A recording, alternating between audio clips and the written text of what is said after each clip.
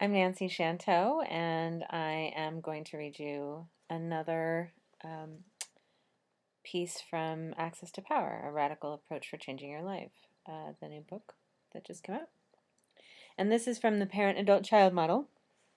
And this is also a chapter I wrote. And I'm going to be reading from a section called Critical and Nurturing Voices of Protection and Care, the Parent Ego State.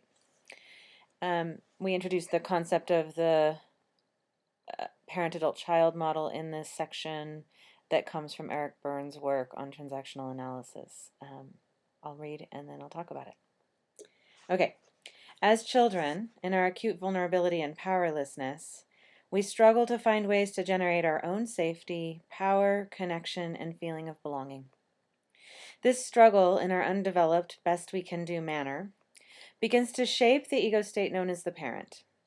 This ego state rapidly assigns values, such as good and bad, right and wrong, to our behaviors so that we know how to behave to get the most approval and the least punishment. Because this part of us is tasked with safety, the parent ego state will start to sound more and more critical.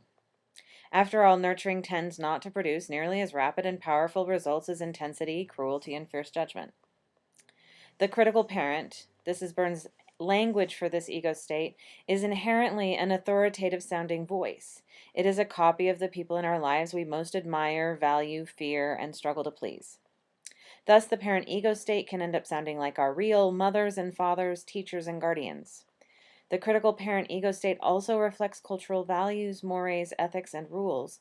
It is, as Augusto Boal termed, our cops in the head. During the 1970s, the Radical Psychiatry Collective redubbed the critical parent ego state the pig parent.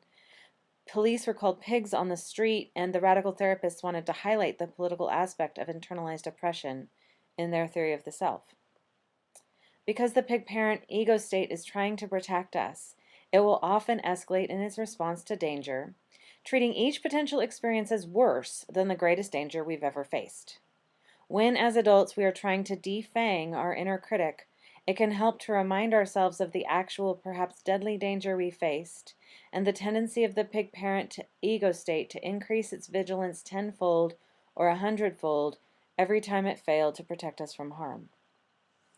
So this is really important when we're dealing with trying to do something that challenges our internal critical self, because when our safety system gets triggered, it's trying to protect us all the time from the worst danger we've ever faced, even if we're no longer facing danger like that. And very often, the worst danger we ever faced was at our greatest points of powerlessness as children, not in our current state of power as adults. Sometimes we also face current danger. Although most people in Western American lifestyles face very little physical danger on a daily basis unless they're in a domestic violence situation or some other kind of ongoing violence. This is not to say that people aren't in danger in Ferguson if they have black skin, for example, because real oppression exists. So we want to just check, are we, are our safety systems actually protecting us from real current danger, or are they protecting us from a danger that we experienced in the past based on a level of powerlessness that's no longer current? So I wanted to introduce the pig parent concept, the notion that the pig parent is based on cultural oppression that's real. It's based on oppression out in the world. It's based on cultural values and norms. It's an internal mechanism to help keep us safe, and it's based on the highest level of powerlessness and the greatest danger we've ever faced. Hope that helps.